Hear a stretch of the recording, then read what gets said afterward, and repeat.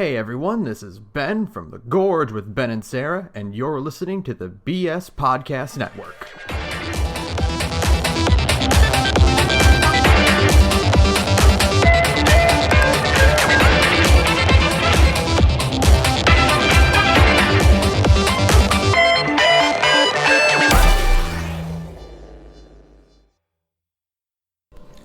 This is The Gorge. It's a podcast where my friend Sara and I gorge ourselves on overanalyzing a topic.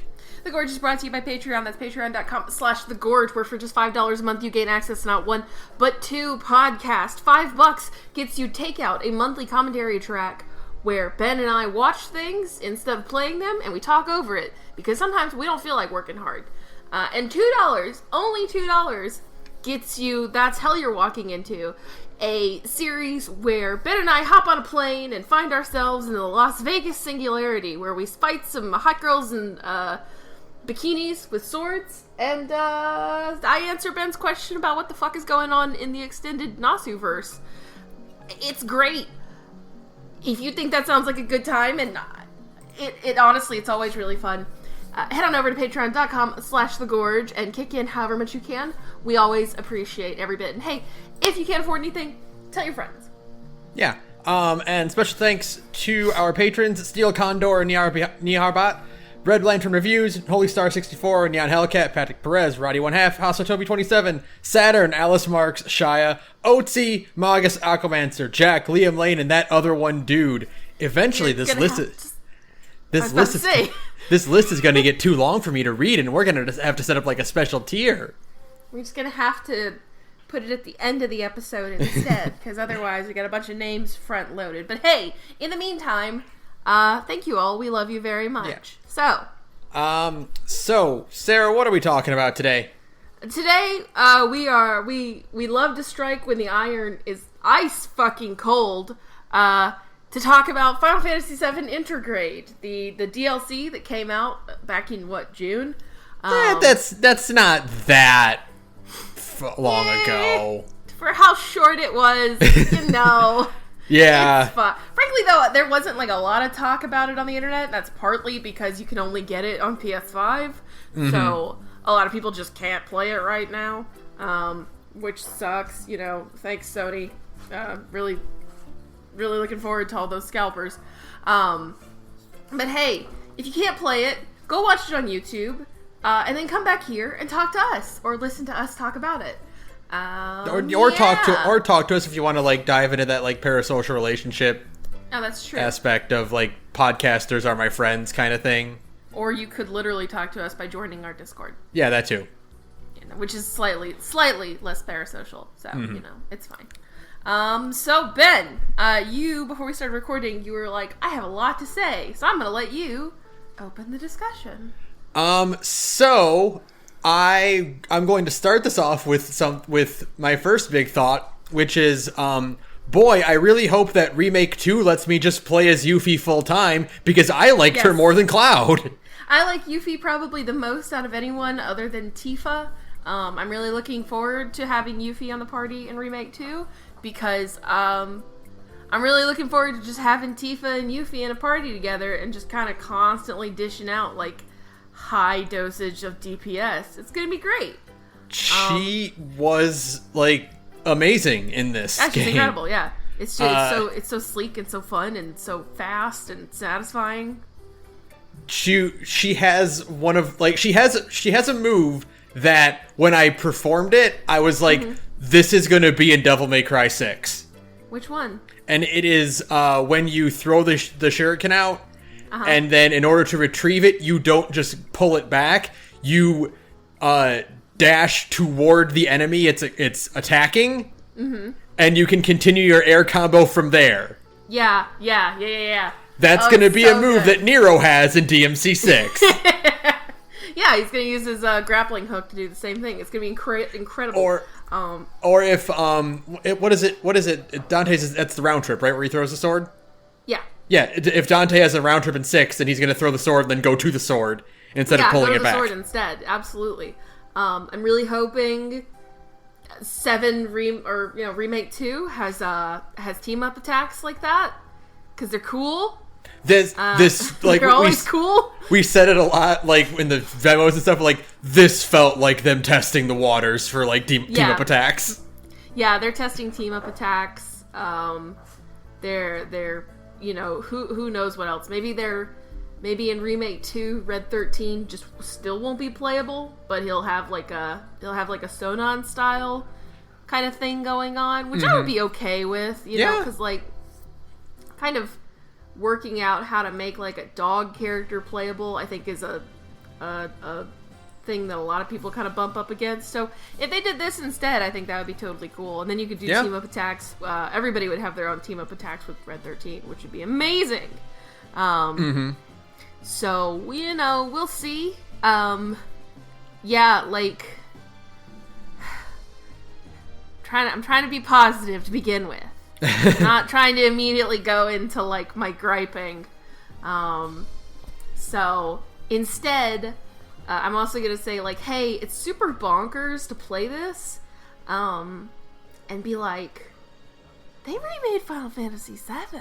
Yeah, going back to Sector 7 and just getting to wander around, and you're just like, oh yeah, this is the remake that came out, a year or so ago that we've been waiting for. FF7 remake, yeah. This is that thing we've all been wanting for so long, and it still exists.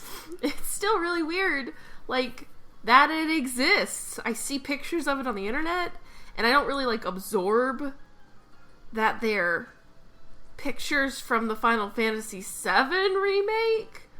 I'm like, are these like from a movie or something? Even though I know they're not, because I played the Final Fantasy VII remake. Like, it's not from like a sequel game or a spin-off or anything, or like some OVA or something. It's just this is just the remake movie. It's just the like the actual, honest to God, for real remake came out. It happened. I played it. I liked it.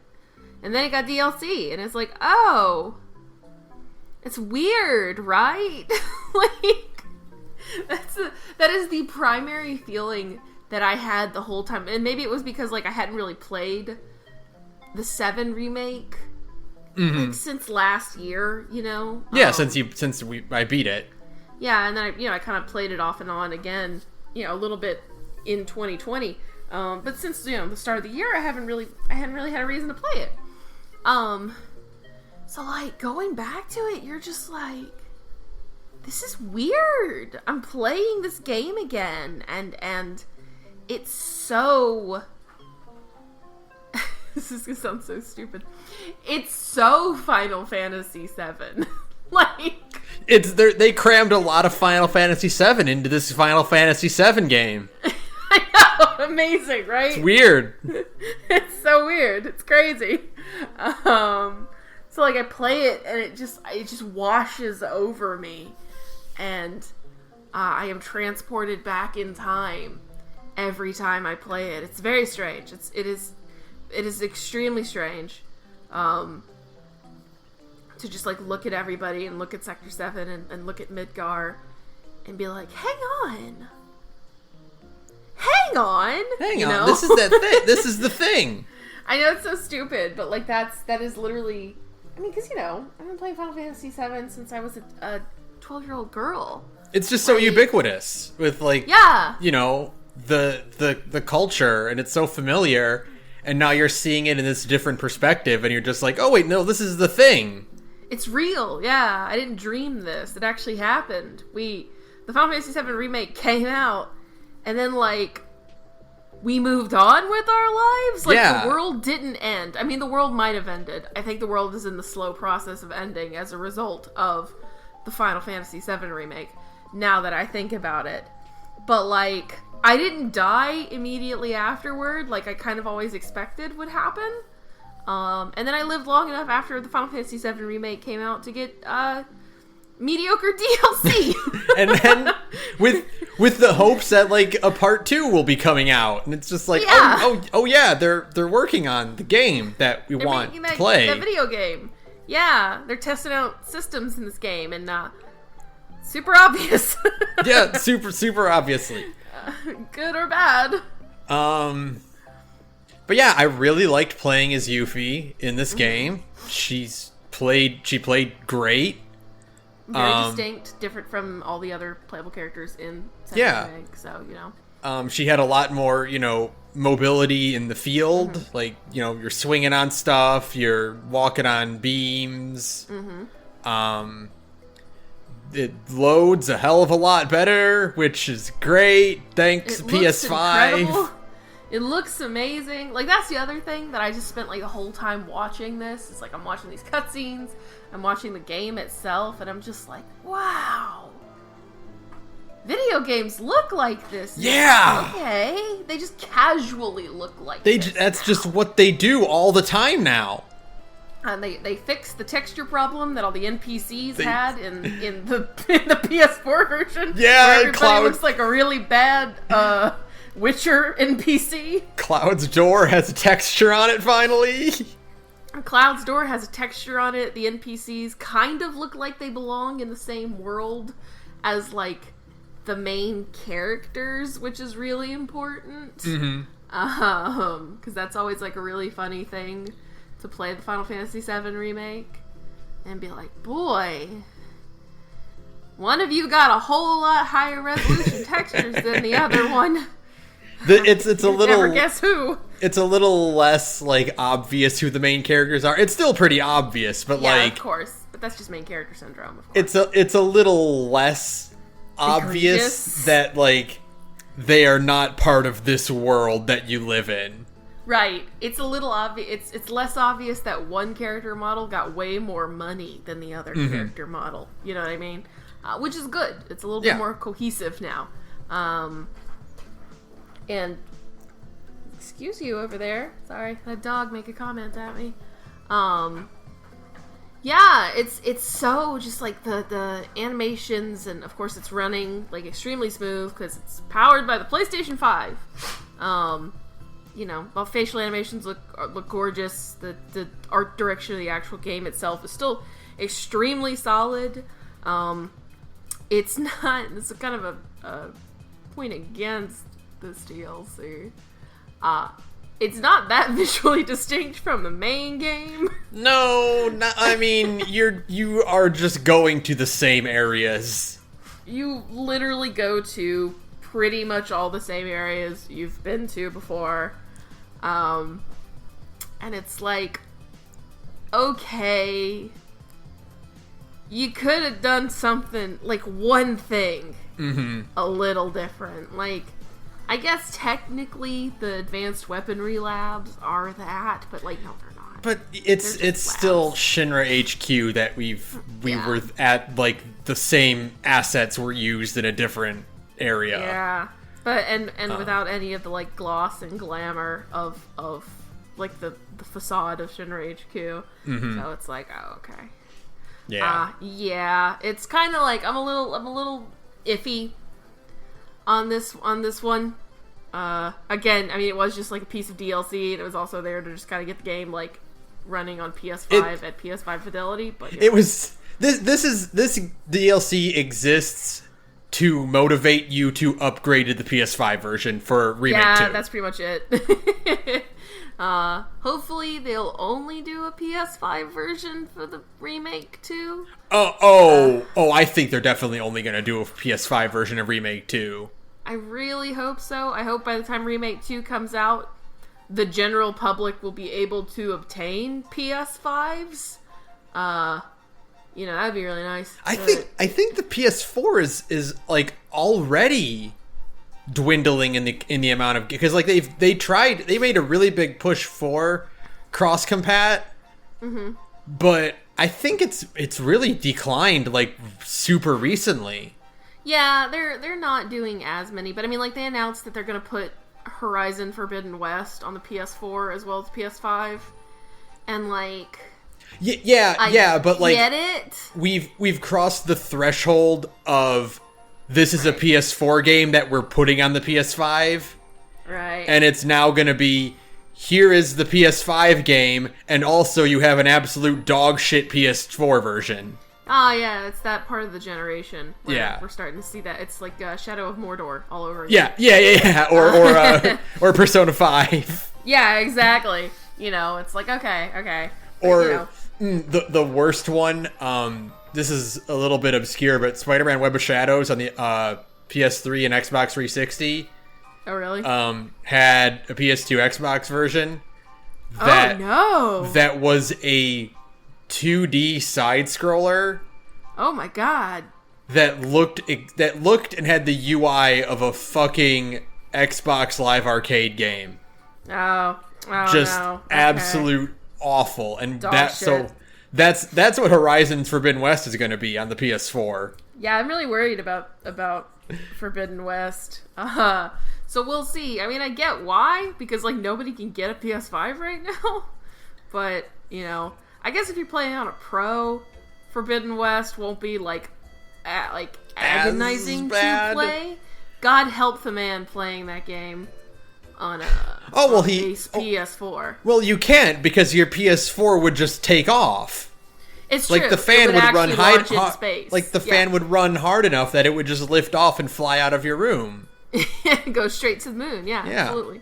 But still, I'm really hoping that I really think Remake 2 is going to be just PS5 exclusive. Yeah, I think the DLC being PS5 exclusive is a good indicator that the rest of the series is going to be PS5 exclusive. Yeah, because, like, you know, I don't like squeeze-throughs. I don't like... No.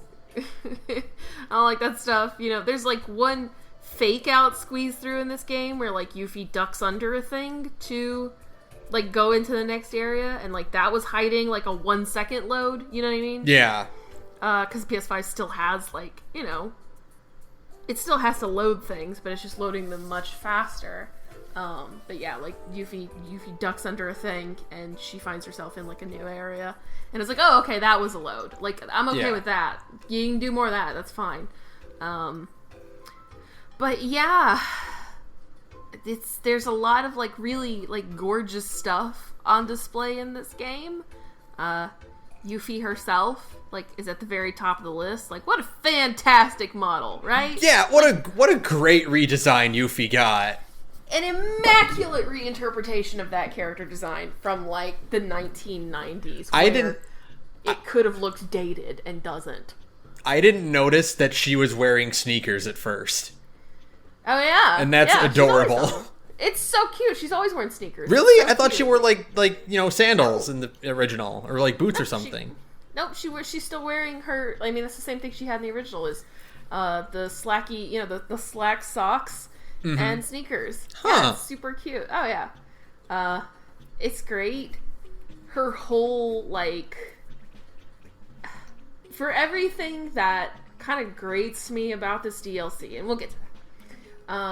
But like, Yuffie is not. I spent every single second Yuffie was on screen just going, that's my girl! That's her! That's my child! That's my baby! Look at her! She's perfect! It's just, Yuffie appears on the screen and just like applause breaks out. Yeah, exactly. When Yuffie isn't on the screen, you should be asking, where's Yuffie? Well, yeah, also you should be asking that because you're playing as her, so like if she's not on the screen, then something has gone wrong with your game. Yeah, so your game is actually broken. Sorry, you should probably contact Square Enix about that. But no, like, the whole because, like, they did so, like, it's a thing that they did even in, like, Remake itself, is they kind of took these characters who I really liked, but are kind of written in very broad strokes because it was 1997, you know? Mm-hmm. And kind of added additional depth to those broad strokes. Like, Barrett is the best recipient of it. Oh yeah, far. Barrett became a character in this game. Yeah, like, he's like a really interesting, compelling character with, like, you know, flaws and motivations, and he's very lovable, despite being like kind of a flawed person. And it's like, yeah, that's great. Yuffie got the same treatment because I don't know if you played the original Final Fantasy VII recently, but Yuffie's kind of annoying. She's not very consequential because she's an optional character. Yeah, she can't do much anyway, right. And what she does do is kind of irritating. She's just kind of like a really shitty kid, which makes sense because she's 16, and she doesn't have any, like, at that point, like, all of the development that Yuffie has is front loaded. It's from like before. It's from after Final Fantasy VII came out, right? Right. And so, like, she doesn't have any of that going on in the original game, so she's just kind of like this snot-nosed, shitty kid who wants to steal stuff. And it's just kind of rude, and, like, doesn't seem to really care about anyone that much, except for Aerith, you know? Mm-hmm. But, like, other than that, she's just kind of there because she's an optional character, you know? Like, yeah. You can beat Final Fantasy VII without her, for a reason. So, you know... So, they took all of that, and then in, like, Intergrade, she's genuinely likable. She's just, like, this, like, the perfect combination of shitty teen, but also just, like, really, really earnest, and like, really believes in something. She's surprisingly competent, and yes, is treated with a lot of respect that I didn't expect her to actually get. Yeah, I was expecting her to be more of a joke, but people are more patient with her than I anticipated because she is, like, good at what she does. So, like, people are willing to put up with her eccentricities because of it. Like, meeting, like, the main Avalanche, like, the Avalanche goons. They're all pretty nice to her. I mean, she's just, like, a dumb kid, but they're all, like, still, like, they're not making fun of her. Yeah. It's great. Like, and Yuffie herself is, like... There's a bit at the very beginning of the DLC where she meets one of the Sephiroth clones, and she's like, she's just gonna ignore him because she's trying to be, like, cool, and then she goes, like, ugh, and then turns around and goes, like, are you okay? You know? Yeah. And that's, like, a really good kind of how to do, like, a rude teenage character like that. Because, like, you can go too hard on the rude part of the rude teenage character. Yeah, very easily. And just become insufferable. You know? This and, Remake base game do a really good job of having eccentric characters like that. Mm-hmm. But also giving their audience the exact amount of patience that they need so that the characters don't come off as annoying to even the other characters. Yeah, and really that's pretty much the whole cast, except for, like, the only character who isn't really, like, annoying at this point in Final Fantasy VII is, like, Tifa, because, like, Aerith can still be kind of rude sometimes. Mm-hmm. But, like, Cloud is so, you know, standoffish that he just kind of comes across as an asshole. And Barrett is Barrett. So it's like, you know, they do a really good job of letting these characters still be flawed and kind of eccentric and shitty, but giving you enough, like, of a kernel of humanity that you're willing to be patient with them. What I'm saying is, the people who wrote the DMC need to study this game.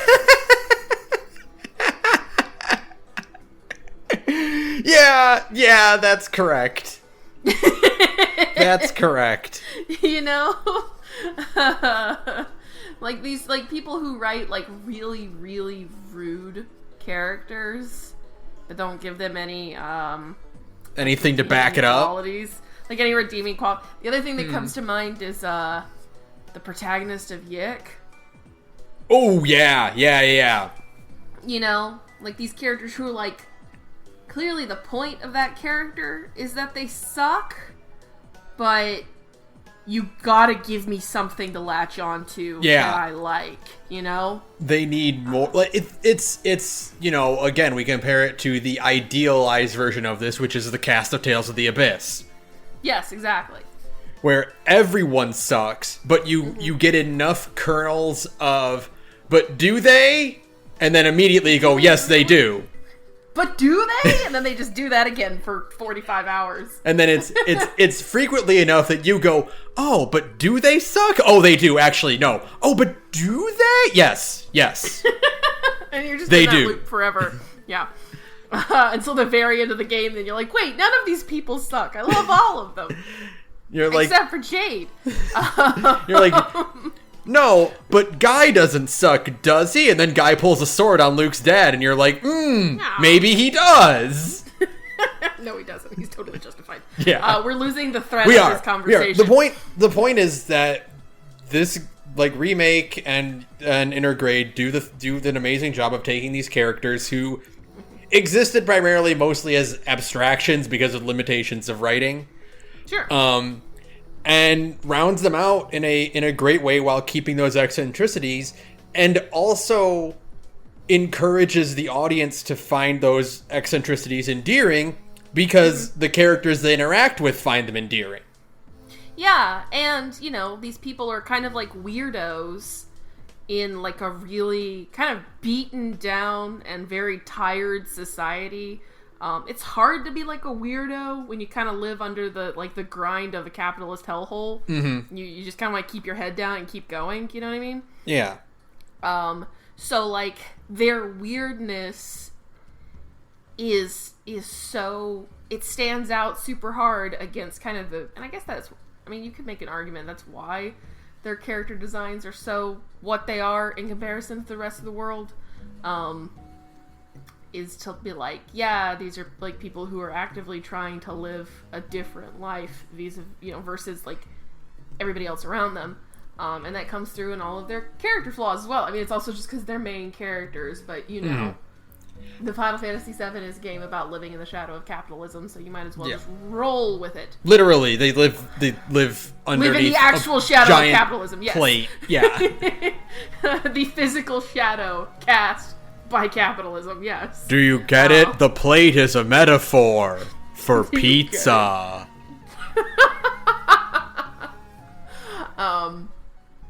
But yeah, she's just so good. I mean, she just has so many like really good moments. The whole end of the DLC is great. Like everything going on with her is great. Contrasted super hard against the fact that Sonon Kusalagabe is a man who exists to die. I beat it first, and I was honestly debating. I was debating just being like, hey, so when Sonon dies in this game, I have some thoughts about that, because you and I both knew right away, like, oh, this man's dead. Oh no. They already dug his grave before the DLC was even out. They showed him once in a trailer, and I was like, that's a dead man. He shows up once, and he's like, my dead sister, and Yuffie's like, I'm not your dead sister, and we're both like, he's gonna die. That's a dead man. This son of a bitch ain't making it to credits. Like, you don't get to live, I'm sorry, bro. Like, cause you and I kind of have this, like, unspoken pact of courtesy where we don't, we field each other first before we dive into something that's, like, discussion worthy. Sure, absolutely. Know, like, which made 13 Sentinels a nightmare to talk about off camera. I know. Because we both had to. We should have just not, but it was too much to not talk about, you know what I mean? We both had to be like, did you get to the thing where Iori was in a room? But then it's like, because you can't, with 13 Sentinels, you can't even be like, did you get past X? Yeah. Because it's a non-linear story. But you could have gotten past X 20 hours ago. But this is like the one situation in which I was like legitimately like, would I spoil Sara if I just talked about how Sonon died? No, absolutely not. You would not have spoiled me one bit, because like that is such a dead man. They don't even try to hide it either. He looks like Zack. He's got like sad alcoholic older brother syndrome. He's nice, but he doesn't have that much of a personality. Also, he's a brand new character. Yeah. Yuffie ain't traveling with him. What are they gonna on in the game? What are they gonna do? Introduce a new character in this optional DLC? Yeah, no. No, he dies. He dies really hard. He gets like Boromired. Yeah. Like, you know how they just kept shooting Boromir with arrows? Yeah, he gets stabbed, and like it's they're doing the thing where they're mimicking, when they were on the train and like Sonon was like leaning over her, and it's like, oh, it's a parallel. Right. It's like, oh, it's the thing we saw before, but it is now reappearing in a different context, like a writer does. You know, how stories do sometimes. And then, like, he gets stabbed. Oh, he's dying. Then he gets stabbed again, and you're like, oh, he's really dying. Oh, he just keeps getting stabbed. And they just keep stabbing him. Like, they want you to know, for sure, 110%, no, this man is dead. Were you bitter that maybe we might be walking back Aerith's death, and that we walked back Zach's death? Question marks. Sit tight. Are you mad about that? Not to worry. We'll still kill a main character on screen. And then they did. And they just kept shooting this poor man with arrows, but in this case it was darkness tentacles. Yeah. And like, because like he gets stabbed the one time. None of this is spoilers. No, as far as he I'm dies. concerned. Oh, shocker. Sonon dies, yeah. Because he gets stabbed once, and you're like, oh, okay. But then like darkness tentacles like explode out of him, and you're like, oh god, they're really sealing the deal. And then like 15 seconds later, more darkness tentacles like explode out of him. It's just like, calm down. Stop! He's already dead! Yeah, it's that. When I saw it, like, I'm gonna take a page out of Big Think Dimension. Oh, yeah. Be like, it had Aqua Teen energy. It did. It super did. It was like almost the whole sequence. So like, I have a couple of problems with this DLC, and we might as well get into those. The whole sequence of Sonon dying is like, it's kind of funny. No, it really is. Because like, this feels really mean. Because like, this is a man who was obviously put in this game to die. Yeah, right. Right. And then he gets darkness stabbed a lot. And then they do like an extensive like flashback of when his sister died. And it's like, I have known this character for 4.5 hours. This is one hell of a send-off. They are treating it with the gravitas of Zach and like it's Aerith. just Zach. And it's like, no, we didn't really get to know him that well. There isn't like, there isn't. This is what this game like desperately needed, was another kind of just set PC hangout moment, you know? Mm-hmm. Yeah, for sure. It needed an in-between chapter between Sector 7 and Shinra, where you really get to know Sonon more. Yeah, and it's like, that's where you do kind of the way that Final Fantasy VII Remake does, where you kind of hang out and you do like a couple of side quests. The mission where you go to Jesse's parents' house is like the perfect example of that. Like, look at all of this great like depth and filling out of these previously bit characters, to make them more grounded, which makes you care about them a lot more, and thus makes their inevitable death more shocking and more hard to cope with. Yeah, exactly. Maybe. I don't know. Maybe. It's not clear. We're all still waiting, Square. But no, Sonon straight up is dead for real, though. Like, I was going to say, in this case, it's not ambiguous whatsoever. Don't worry. Dead. No, my man is extremely dead. He died and then got dragged into the I'm gonna be a boss later portal. Oh, yeah. Oh, God. Thank you. Exactly. Sonon is 100% doomed to be like a weird darkness-possessed, like a Nero-possessed zombie. Yeah. And then you kill him, and it makes Yuffie really sad. But he's like, thank you, Yuffie. And yeah, then, exactly. He turns into ghost dust. Yeah. You know what I mean? Like, that's it. That's what happens there. But, like, we needed, like, one little... And it doesn't have to be as big as, like, Sector 5, you know? Like, when you're hanging out with Aerith. But, like, a little small area. You know? Like a little tiny area. They could have gone to the Lucky Turtle. Yeah, absolutely. Go to the bar, go to the turtle bar, and have it be in the middle of the day, so, like, you know, it's not rowdy, and you know, it's like a goofy, like, you know, it's like a goofy, like, oh, Sonon, you got a little kid with you kind of thing. Yeah. You know? And then that would be a good, you know, you'd see him, like, interacting with other people and, like, you know, getting to know people and talking to him about stuff, and maybe his sister gets a voice. Yeah. That was the thing I noted, like, when they're doing the flashback, and I was like, they're gonna go this whole cutscene without his sister saying a single line of dialogue. Yep, they did it!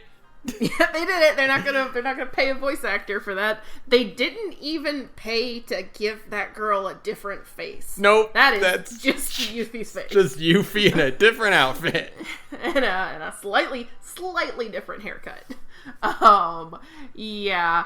I mean, like, and it doesn't have to be, like I said, Sector 5 can take a hot minute to complete if you do all of the cutscenes, or the side quests and stuff. It doesn't have to be that long. No. An additional 30 minutes to an hour of just, like, hanging out at this bar and meeting some of, like, Sonon's drinking buddies and doing, like, one or two little teeny tiny side quests. Yeah, you do. That are just like fleshing out moments. Give us another group of folks to play Fort Condor with. Yeah, absolutely, totally. New people to play Fort Condor with, and that's it. You know, like, that's all you need to do. But instead of telegraphing super hard that he's gonna die, and then just, like, giving him this super elaborate death. Yeah, and that's the thing, is that, like, I'm watching this. It reminded me of when the best friends were playing Beyond Two Souls, and they're like, this scene is objectively sad, but because there's no context around it, it doesn't work. Yes, that's totally it. Oh my god, you're so right. Yeah, like, what is happening on screen is sad. It's for sure framed really well, and, like, you know, the symbolism and the connections and the parallels are all there. Sure. You know, the music is excellent for it. The voice acting is phenomenal. Yuffie's reaction to it, you know, the mix of horror and heartbreak and everything. It's all great. It's great, but we didn't form a connection with Sonon. No, not at all. So I'm just being like, I'm over here just like, they're just gonna keep stabbing this guy, aren't they? He's just gonna keep on putting new holes in this man. Yeah, it's just funny. I'm sorry. Like, it's really funny because it's so... It's absurd to the point of farce. They telegraphed him so hard, he might as well have been stumbling around like a construction site.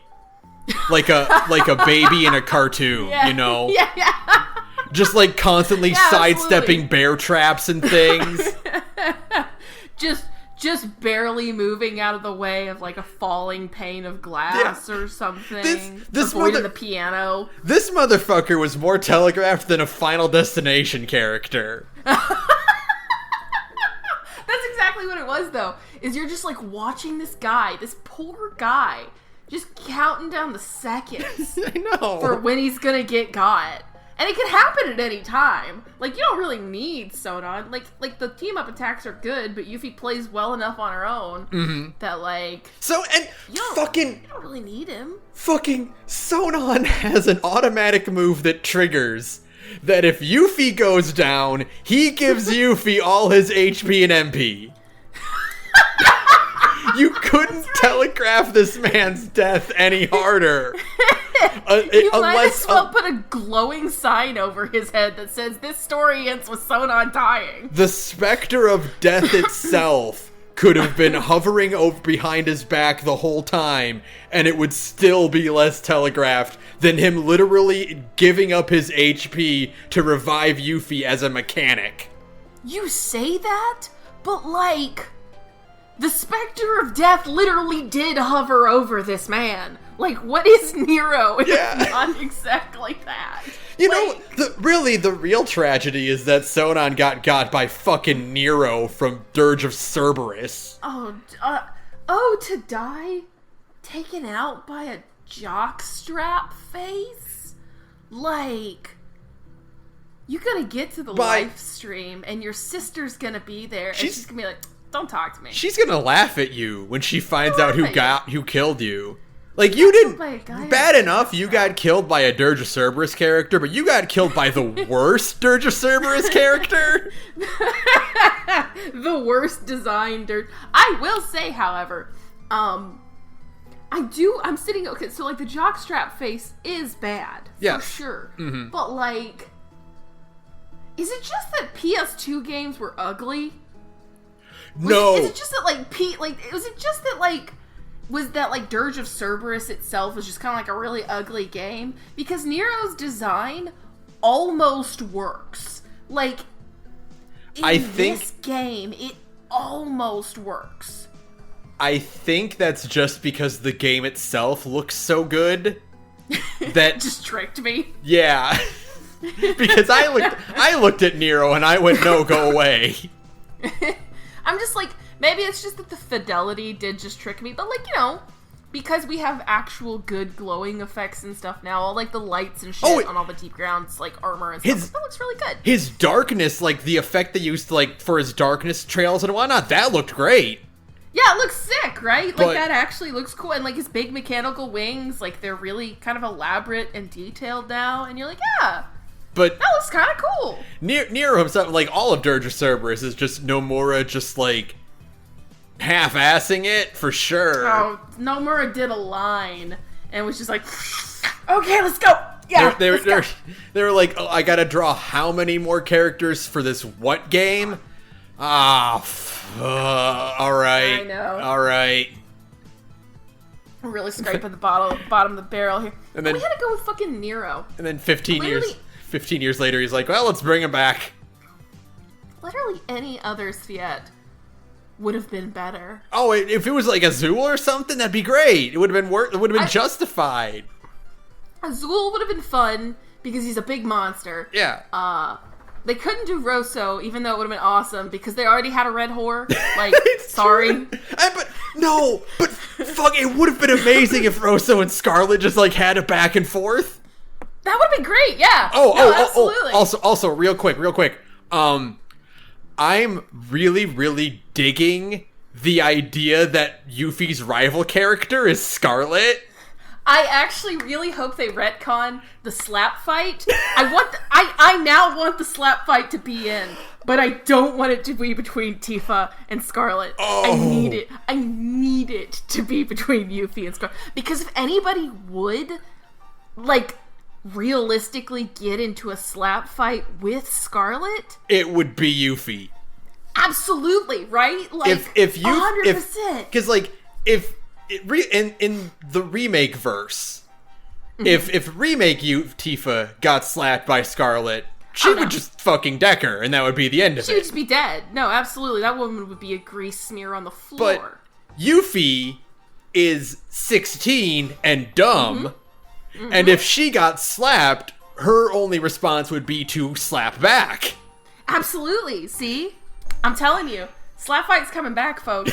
But it's going to be with Yuffie. That's how they're going to justify. Literally, this whole DLC exists to justify Yuffie versus Scarlet slap fight. Absolutely. Oh my god. I'm so smart. Did Yuffie at any point call Scarlet a hag? I can't remember now, but it feels like she did. No, she did. She did. Okay. Yeah, yes. She totally called Scarlet a hag. Oh, absolutely. She called Scarlet a hag. Yeah. Yeah, no. Scarlet is great in this DLC. Scarlet has way more personality than Sonon. She does. It's true. I'm so sorry, Sonon. She murked your sister, and I'm still rooting for her. It's not even like I wanted to like Sonon, but I couldn't because he was poorly written. I wanted to like Sonon, but I couldn't because he didn't last long enough. He didn't last long enough. He just didn't have enough personality to go around. Like, my god, they knew he was going to be dead, so they didn't invest in this character at all. They're like, yeah, give him a dead sister, and he'll fucking project. It feels like they drew sad anime dude tropes out of a hat. No, right? it feels like it doesn't feel like it is. Sonon exists to boost Yuffie as a character. Holy shit! This dude got fridged for Yuffie. Sexism is over.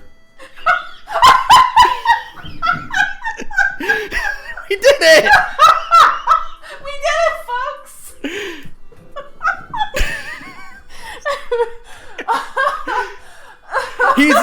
He's a super underdeveloped character who has nothing going for him that is not related to Yuffie. That's amazing. And he dies for the sake of Yuffie's character development. See, when you said, oh shit, I had a totally different revelation, because you're like, he exists to boost Yuffie. I'm like, yeah, he literally boosts Yuffie. He gives her, like, boosts in fight. And now he also boosts her character into being a real character. He's a team player, that's Sonon. It's just... Sexism is over. I'm just picturing the fucking soldier defending the child. It's just Sonon. It's Sonon is taking the blow and the arrows and stuff are getting fridged and the child sleeping is Aerith. Oh yeah, absolutely. Maybe they've sacrificed this non-character so that we can maybe live in a timeline where Aerith gets to live. But yeah, just just again, it had to be Nero. It couldn't even be Weiss. Like, they didn't even... You don't even actually fight Weiss. No, you can in like a but it's VI a simulated thing. Yeah. You don't actually interact with Weiss. They showed him in the fucking reveal trailer, and it was like, oh shit, Weiss is gonna be like the Sephiroth of the DLC. You know what I mean? It would have. That would have been interesting and cool, right? It would have been way cooler if, like, hey, we got away from Nero, and then he gets stabbed, and it's Weiss stabbing him. Yeah. That would have been way better if they had actually beaten Nero. Because, like, at that point, when Yuffie's like, we got him, I'm sitting there like, no, you didn't. No, you didn't. No, you didn't. He has to be in Dirge Cerberus remake. Shut up. Fuck you. How dare you? Don't speak that into existence. She's like, oh, we got him. And then they start to leave, and you're just like, are we really doing this, Square Enix? You couldn't think of a better way to kill this man? You couldn't think of a single better way to kill the... You couldn't even have him get got by, like, one of Scarlet's machines? So that, like, he dies the way his sister died? It would have been symbolic. It's like poetry, it rhymes. Instead, we just literally have Nero and the Deep Ground guys and Weiss for, like, a second there. Like, they just... I mean, like, people say, like, they showed up out of nowhere. But no, like, literally, they showed up out of nowhere. Yeah. Like, literally, it's like, oh, I guess they're here now. Okay. So there is something really weird about this. And now I'm trying to think back, because I'm trying to dig through my memories of Dirge of Cerberus, which is very hard, because I don't remember that game at all, even though I played it. I played it a lot. For multiple hours did I play Dirge of Cerberus. You beat Dirge of Cerberus, buddy. Does Yuffie herself, at any moment, interact with the Deep Ground people? With Weiss or Nero or any of them? Yeah, because she saves Vincent that one time. Does she ever, like, speak to them at any point? Oh, Ben, you're asking me to remember something I don't even like that much.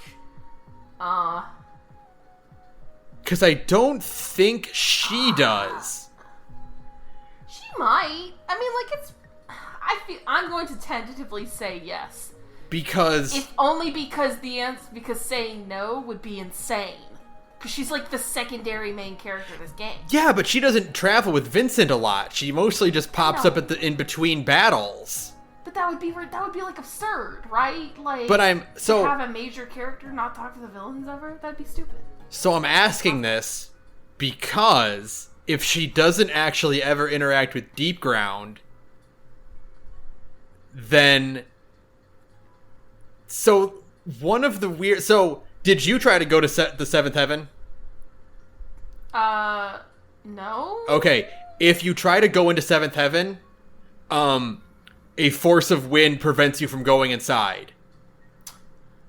Oh. Because, Yuffie doesn't interact with the party until after Midgar, right? Right. And the Whispers know that. They're trying to keep the whole the timeline on track. Yeah, but Yuffie's still in Midgar when this happens. Right. And she interacts with the villains of a game that happens way later. Oh, yeah. Does this mean that Yuffie's adventures with Sonon are canon to the original Final Fantasy VII and we just don't ever see it? Don't. Come on, man. They have to be. They have to be. No. Because the Whispers would have prevented Yuffie from even going into Midgar if she wasn't there ahead of time. No. Oh, we know this is true because we see the Whispers blocking Zack from going to Midgar. Until they get killed. I guess you're right. I guess this is the fucking world we live in now. Sure, absolutely. It turns out Yuffie already knows some members of Deep. She doesn't know what Deep Ground is, but she knows some members of them because they killed their friend once. I'm so tired. I hate this game. No. Oh, I'm not even done making you insane. Oh, please don't. We'll get to that in a second, but I do have a few other things to mention real quick. Sure. Let's get those real quick. So, I loved Fort Condor. Fort Condor is good. It was really fun. I love. When you played on my phone. I love that it is the UI is evocative of a mobile game. Yeah, it's a mobile game, but it's cute because in the game, because when they were talking, when I was hearing about Intergrade, they mentioned that Fort Condor was a mini game, and I don't know why, but I assumed that it was gonna be a video game or I guess a phone game. I thought it would be an in-world, an in-universe phone game. Right. I think it's really cute that it's a board game. I do too. I think that's really great. It's adorable. The design of Fort Condor is really cute. All the little figurines and stuff are really adorable. They look like little toyetic things, and I just love them. I just think it's cute. They look like, the PS1 models, which is great. Yeah, it's adorable. It's so good. Yeah, I love it. I would love to, I would totally buy Fort Condor strategy game. Yeah. Just put it on my phone. Put it on my phone. No, I mean, the in-universe board game version. Oh, yeah, absolutely. Oh, my God. Yes, a real board game you could play with your friends. Yeah, yes. that'd be great. great. That's such a good idea. That'd be cute, yeah. The closest I can think of is because my friends are board game people, is Root, which is basically, Redwall Risk. And when I was playing Fort Condor, I'm like, in the Final Fantasy world, they'd probably just play Root, which is a really fun game. If you have board game friends, you should recommend them get that, because it's fun. Yeah, I do have board game friends. We're all in our 30s, so we have to subclass, and most of the subclass into board games. Board games or video games. Yeah. Podcasts. Yep. But no, I loved playing it. Fort Condor was a blast. It's cute. Yeah, it's good. And we also got to see the triumphant return of the best new original character in the remake. I'm of course speaking of Shinra Middle Manager. He's fucking back, baby. Shinra Middle Manager just keeps getting fleshed out more and more. Good for him. The real OG of the remake.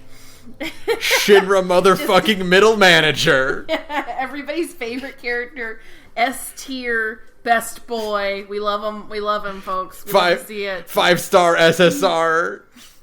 Yeah. He's gonna be in that fucking Final Fantasy VII Gacha game. That's a remake of the first game as well. He's gonna be a 5-star character in that for sure. He would 5-star summon. He would either need to be a 5-star or a 1-star. Anything else is not acceptable. Yeah, absolutely no.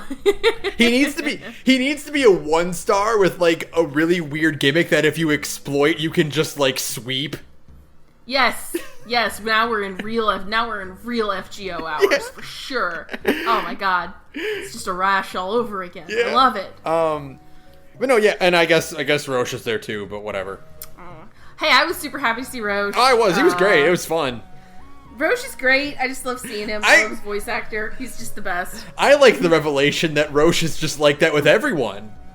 He just, yeah, it's not that he's like super, well, it must be exhausting to like be in Soldier and be around Roche, right? Yeah. Like, God, no wonder Sephiroth went insane. You know, you thought it was like, oh, he's got this deep rivalry with Cloud and like he's going to be Cloud's like, you know, arch nemesis throughout this. No, that's just how he is with everyone he meets. That's how Roche acts, man. No, that's great. just Roche. It's great. Good I love for him. Which means what'll be great, like when you run into in Remake 2 and you have to do like a dual battle between Cloud and Yuffie and Roche.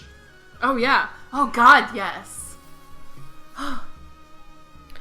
What else? Let's see. I got a gripe. Can I go ahead. Gripe Go for real it. fast? Yeah. This DLC definitely made me realize I hate how much HP every enemy in this game has. Yeah. Some enemies just have way too much. Every single boss encounter in this game could be 5 minutes shorter. Mm-hmm. For sure. And, like, all of the enemies have way too much HP. And I get it. It also feels kind of like they were padding it, you know, to, like, make this DLC a little bit longer. Like, we're going to sell you this DLC. We gotta at least have it be 4 hours long. So let's have just a ton of combat rooms and enemies with way too much HP. And it's like, oh, FF7 remake. No. Please, no. Yeah, so that was kind of a drag. And it's just like, especially toward the end, I was getting like legitimately annoyed with all the combat rooms in the advanced weaponry facility. Oh, the big long stretch like before the final boss where like you literally just do combat rooms. Yeah, I mean at certain points I was like literally pausing it. Like I'm so fucking tired of this racket. Mm-hmm. Like, yeah, that it really does start to grate on you for a while. I don't know, but like, you know, people, I think I brought this up even in our Final Fantasy VII discussion back in, you know, the remake discussion. People kind of harped on Kotaku because, like, they said, like, FF7's easy mode is too easy, but, like, I get what they mean because enemies in this game have way too much HP, but in easy mode, they have way too little HP. Yeah. There's no middle mark between these two I can't even imagine playing this on hard. Like, it doesn't have anything to do with the fact that you can't use items and stuff. Like, I don't think the item restriction would really bother me at all. But the amount of HP that an enemy has definitely would bug me. Because, like, these fights just drag on sometimes. And and I can't find a way to, like, balance it. You aren't getting the kind of, like, hit stun or reaction from an enemy that makes you feel like you're doing damage, you know? Right. Yeah. It needs some major tweaking. Yeah. There was that bit, I don't know if you fully explored all of Sector 7, when you're trying to find the posters. Mm-hmm. And you get to that one room in like the little factory area in Sector 7, the abandoned factory area. Yeah. And you fight like two, I can't even what they were, they're like just two like sub-boss creatures. Yeah. That just have way too much health. Yeah, it's just like, and I'm watching the fucking, there's one of the cutscenes where like Sonon and Yuffie are fighting like deep ground guys and they're like one-shotting them. I know it's cutscene powers. But after a certain point, I'm like, God, I wish that were me. Yeah. Like, God, I wish it were that easy. But no, like, they're way... I don't know. They need to balance that better going forward. Because it actually is legitimately, it's too much. If there were more enemies per battle and they had less HP, it would be better. That would feel better. Yeah, like absolutely. If you would feel like you're making progress that way. If you take that HP counter and you distribute it among more enemies, it would feel better. Absolutely. Yeah, because then you're like kind of, mowing through like enemies, and that feels more satisfying. Yeah, you see a number go down, you see an enemy go down, and the little endorphins release. Yeah, exactly. Like, that's all I need. It's just too... No. Yeah. And it's, like... I kind of felt it even in, like, 7 Remake, but I was really, really feeling it in Intergrade, where it was just, like, this is padding. This is all just, like, aggressive padding. None of these encounters need to take this long. None of these bosses need this many stages. Yeah, I really, really hope they fix that for Remake 2, because, like, it's really bad, yeah. I do think it's, like, legitimately a bad thing in this game. It did lead to one really cool moment, though, where in the fight with Nero, Sonon was, the way it went for me was Sonon was down, Yuffie was in the red, my limit break had finally capped off. Oh my god. And he was like, about to go down too, and I'm just like, I have nothing left but to try the limit break. Yeah. Like, if I get hit one more time, I'm going down. I'd better hope the limit break can do enough damage to defeat him. Right. That's good, yeah. It was great. It was a really, really fucking cool moment, and it played in really thematically with what happens to Sonon afterward. Yeah, I don't mind hard fights, but there's a difference between difficulty and just, like, a slog. Yeah, exactly. I love hard fights. I mean, like, maybe that's a balance, is that you do more damage, but so do the enemies, and so, like, resource management is even more of a thing. I don't know.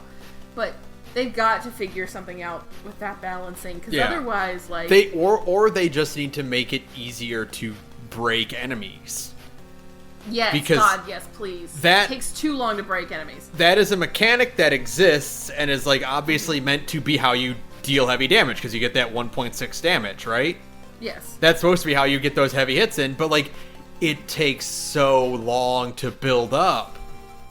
And you're just like standing there and just wailing on them, and it's taking so long, and it's just a drag. Like, it is legitimately, I do think it's an actual bad thing in the 7 Remake. I don't think that, like, when I first played it, I was like, I don't think there's anything truly bad. I think there's some things that are, like, lackluster in the 7 Remake, but having now played Intergrade, I'm like, no, this is actually a bad thing in this game. Like, it actively hampers my enjoyment of it. Like, I don't want to play it on easy because it is too easy. But normal is these fights are taking way too long. And you have somehow found a way to make me, somebody who's never stopped playing Final Fantasy VII since she was 12 years old, it makes me want to stop playing Final Fantasy VII. Like, you gotta fix that, because otherwise... It's just taken way too long. Way too long. And, I'm hoping they adjust it for Remake 2, because, again, I love the 7 Remake Part 1, but also it's kind of padded. And I feel like the long boss fights are part of that, where it's like... Yeah, I don't want to fight Hell House again. I don't want to fight Hell... I love Hell House as a fight. I love, like, it's fucking... like, all of its different goofy stages and shit like that. But those stages were all way too long. Sorry. No. So yeah, that's, like, that's probably my most major gripe about this DLC. And it's kind of colored, like, my feelings about the 7 Remake in general. So I'm really, really hoping they fix that going forward. Yeah. I have a few more things before I get into driving you insane. No! But, okay, let's do it. So, it's never been more... This is the most egregious it is. Where you get fake IDs to get into Shinra HQ.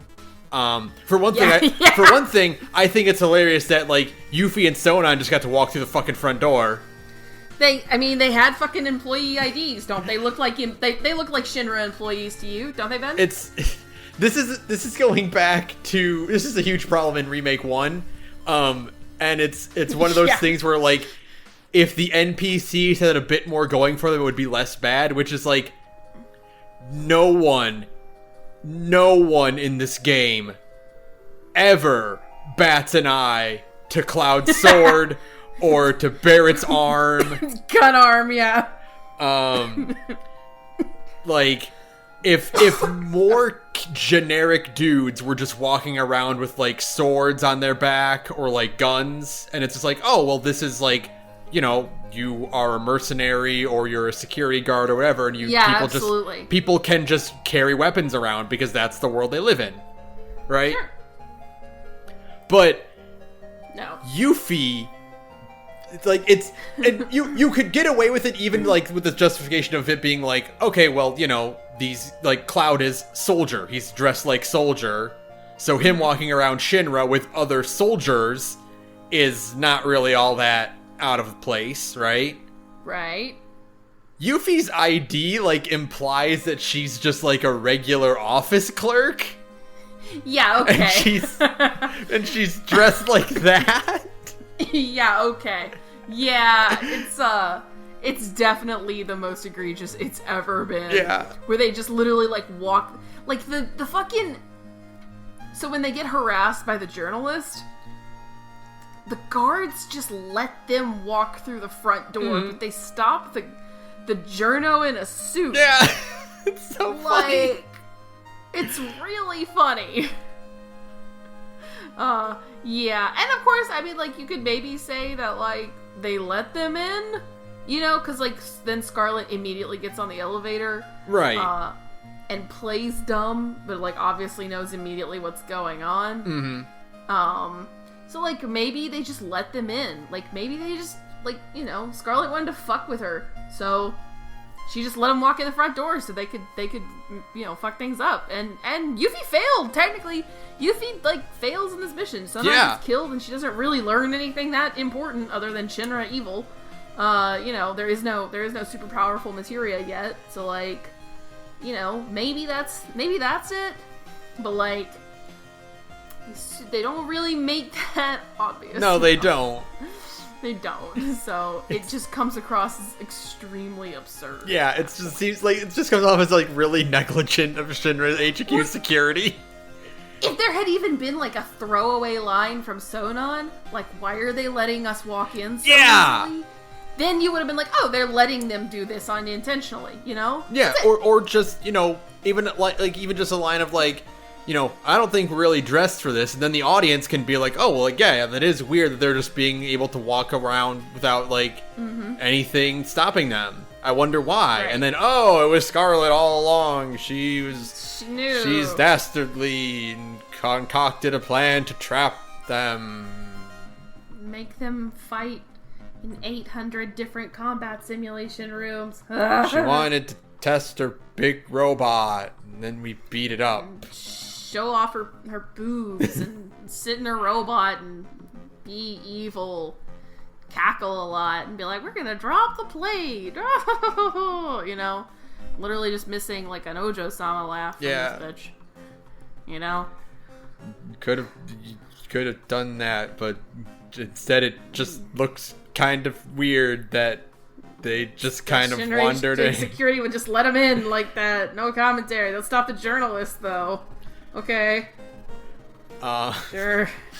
Yeah, so it was weird. And then I also did like when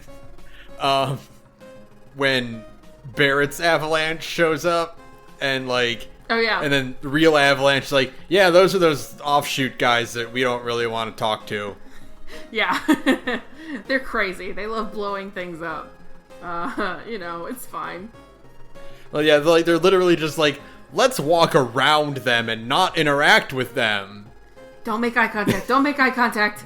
They're gonna want to come. They're gonna want to come and talk to us then. Because it's not time for you to do that, Yuffie. Just ignore them. You can't be part of the main story yet, baby. You gotta be in this DLC. And then, you know, we get a few other good moments. We get Reeve again. showing up. I was expecting Kate Sith to show up in front of Yuffie and like have a little scene with Yuffie. Absolutely, because like they're down in advanced weaponry. I was like, and Reeve is there. I'm just thinking like, oh yeah, there'll be one scene with fucking Kate Sith, and considering how this DLC ends with a shot of her seeing Sector 7 collapse, like, I don't know. I feel like there should have been like a scene of her and Kate Sith where like they interact, and then that kind of establishes that Kate Sith is in the same kind of like. Well, because it's location. The scene of Yuffie seeing Sector 7 fall is framed very similarly to the scene of Kate Sith seeing Sector 7 fall. Yeah, absolutely.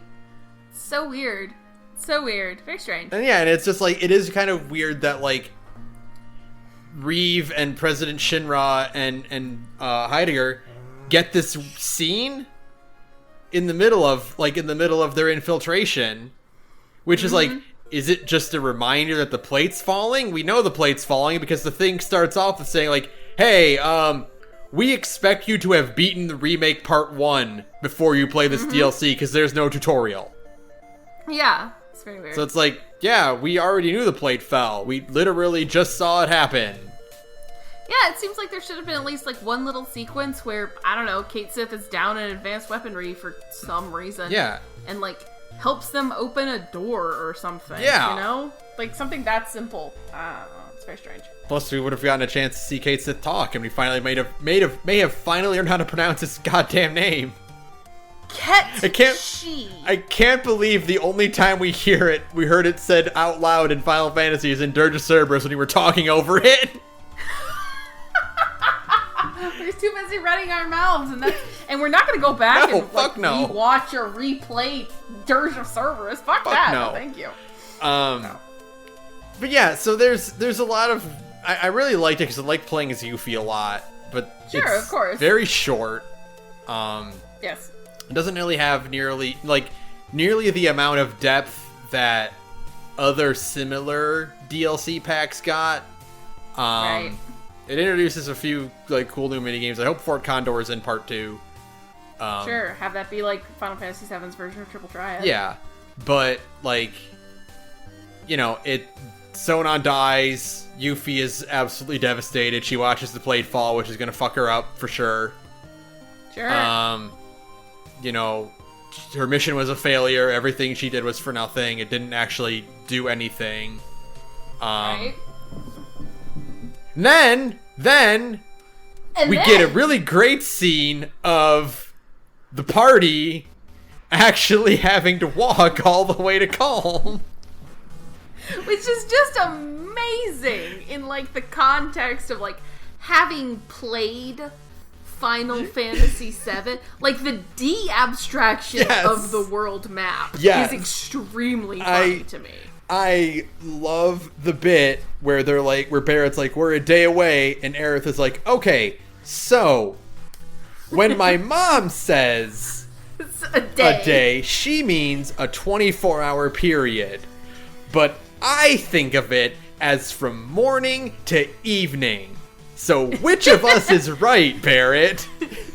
And it's such a good scene. And it does such a good job of like, one of the things that doesn't really ever it gets brought up, but you don't really feel it, and part of that is because like the pre-rendered backgrounds of Final Fantasy VII are so like beautiful and lush that it actually has a hard time kind of getting this point across.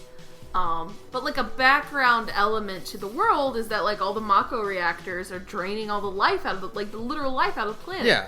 So like the area around Midgar is called the Wasteland. Yeah. Or it's called like No Man's Land or something like that. Like it has an actual name. And like everything is just dead around there. Yeah. And because, and when you look at the world map in Final Fantasy VII, you can see that to a certain degree.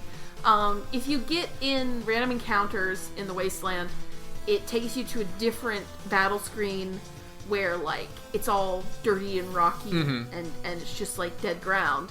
And then, like, there's, like, a little circle of brown texture, basically, around Midgard. Right. And that's supposed to represent, like, the planet being sucked dry.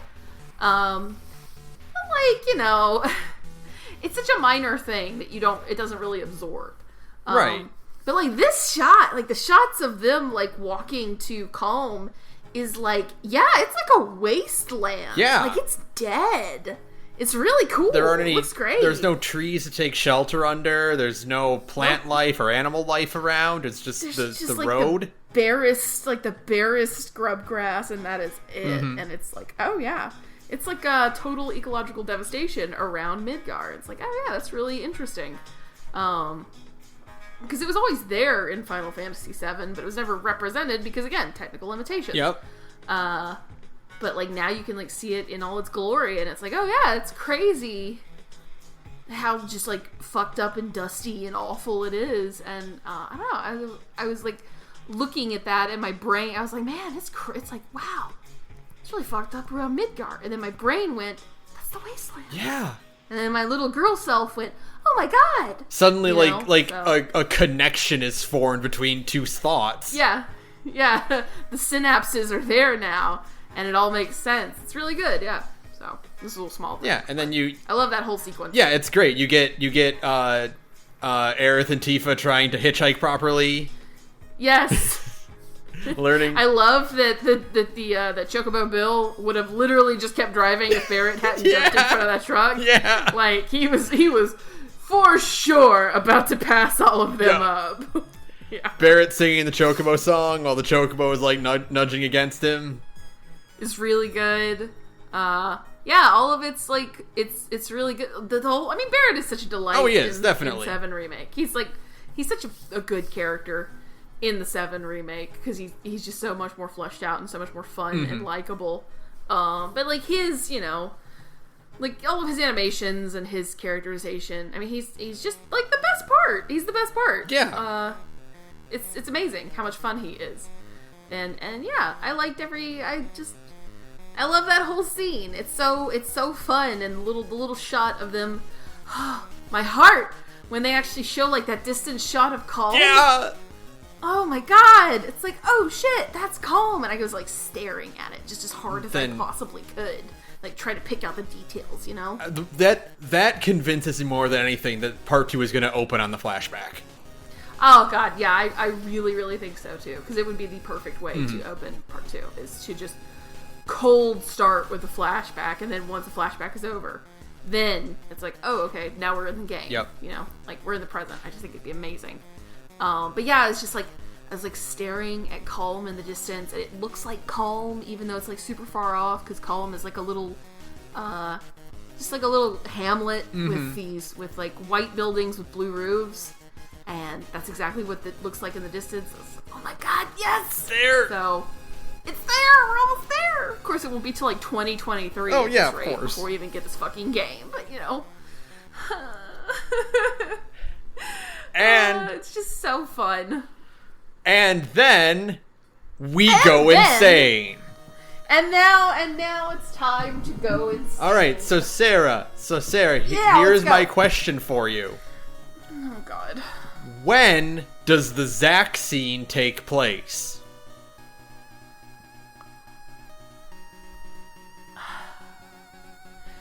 There's 2 answers. There's like 10 answers. answers. Okay, there's like 10 answers, but for me, there are 2 concrete answers. One is simple, and one is a little more complicated, but it still works. So one is, obviously, it's just after the game, right? It's just after Final Fantasy VII Remake. The Wasteland is huge, they never passed each other. Yeah. Zack made it to Midgard while Cloud and Co. are walking to Calm. Right. They just paths didn't cross, it's fine. The other answer is that it's immediately after the plate fell.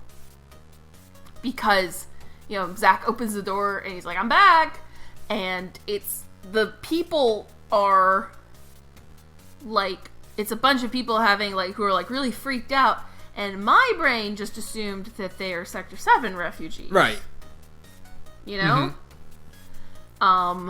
And so at this point in the timeline, Aerith has already been taken to Shinra HQ, and Cloud and Co. are on their way to save her. So and from that point onward, once you get to Shinra HQ, you don't ever go back to the church. Right. Like, right. once you go immediately from Shinra HQ to escaping Midgar, right? So there's no chance again for their paths to cross. So, I don't know what that means. Does that mean that Zack is going to be busy in Midgar? Like, while Cloud and the others are out running around the world? I don't know. I don't know. This is what happens when you're me and you have been studying Kingdom Hearts epilogues for almost 20 years now. By next year, it'll be 20 years. Hit me. This is what Nomura does, is that he presents you with something. And it's like, oh, look at this thing. And it's like, oh yeah, that tracks. I know what this is about. And then you think about it for a minute, and you go, wait a minute. Wait. Hold on. No, it can't, because Zack has the Buster Sword in this cutscene.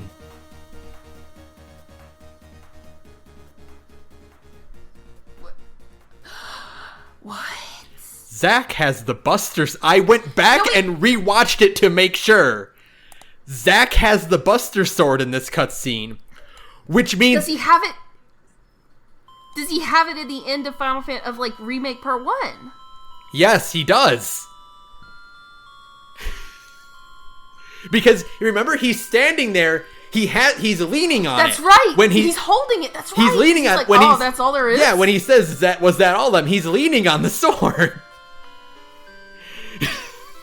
So if Zack has the Buster Sword in the church, in the final cutscene of Intergrade, it cannot be at any point after or during Remake. That's not true though. Because I mean, like, he could be. Oh God. No.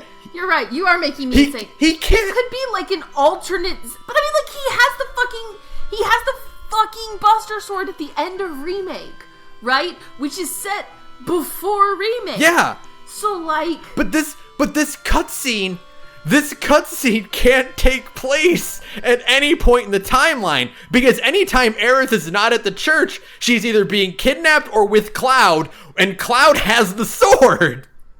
I'm just saying this could be something went fucky with the Whispers, and like this is like Zack from another timeline. That's the only thing that makes sense. I think that has to be it, right? The only way this makes sense is that if so my theory was, at the end of the game, the party crosses over into another version of their world, right? Right. Because they go to the alternate dimension and they defeat Sephiroth there, and they leave and they're in another version of the world. Right. Now I'm thinking it might be the opposite. Is that they pulled stuff from another world into theirs? And the Zack that we see is from a different timeline that came into the remake timeline. That has to be it. That has to be it, right? But here's the other interesting thing that doesn't make any sense, that will make you go insane. No. When Zack was walking to Midgar, yes, he had the Buster Sword with him. You know what else he had with him? Cloud. Yeah, like, where's Cloud? Where's this other situation? Cloud then? Well, maybe. I don't know. What if it works under like fucking More Than Meets the Eye rules, right? The two have. You can't have two. Yeah, the two cannot coexist. You can't have two. Yeah, exactly. Two of the same thing can't coexist. So like, Zack gets pulled over, and only Zack gets pulled over because Cloud is already there. You know, like that's insanely high concept. That's Nomura, baby. I know. I know. But like, That's the only thing I can think. Just wait till I tell you the shit that happens at the end of Melody of Memory. Oh no. But no, this. But then again, like, the other thing about that is that. So then, what about the dog? Yeah. The fucking dog cartoon, right? So I actually there are stamp posters around, and I'm like, which one is it? Which stamp is this? And it's the original stamp. So it's not the stamp in the cutscene, in the Zack cutscene. Well, at that point, the timelines haven't diverged because Yuffie's whole thing is set pre the raid on HQ. But see, that's the thing that I find. The thing about it is that we're saying timeline diverge. The stamp thing proves it's not a split. They're two parallel timelines that are crossing over. Alternate reality. Because what we originally thought was the idea was that the Whisperers get defeated and they retroactively prevent certain events from happening, thus creating a branching timeline, right? Right. But it can't be that if you think about it, because the stamp being different implies that would be a diverging timeline thing, or that the timeline diverged like way further back. Yeah, way further back than we originally thought. Or it's two parallel timelines that are now crossing over in some regard. Right. I mean, like, fucking maybe. When I watched that, and like you, I'm like, okay, well, this is either when Aerith is kidnapped, or after she's already left Midgar, or the plate has fallen, and and those are refugees from Sector 7, right? Right. But then you also think about, like, okay, well, it's been a few days for sure since Cloud was dropped off and was recruited by Avalanche, right? We know it's been a few days because the time passes in we the game. actively see the time pass in Remake. So what are you saying? Zack would have dicked around Midgar for a few days before working up the nerve to go talk to Aerith? No, it would have been the first thing he's done, right? Right. First thing he would have done is maybe maybe make sure Cloud is safe and then immediately go find Aerith. Right. So then he has to have been pulled. If we're going with this whole, it's a parallel timeline and Zack has somehow, or they have been transported, one or the other. Mm-hmm. I'm voting Zack has been pulled. Right. Because it could have been like, okay, here's my insane thing, is that it could have been like a localized like spot, and so like that whole area gets pulled over, and so the poster gets pulled over as well. Mm-hmm. You know, the alternate poster. Because it's just trash in the wind. So then, like, the timeline, or the I guess the swap over, instead of like a timeline diverging, it's like a swap over where suddenly someone is pulled over into another dimension, basically. Right. So the swap over happens at the end of Remake.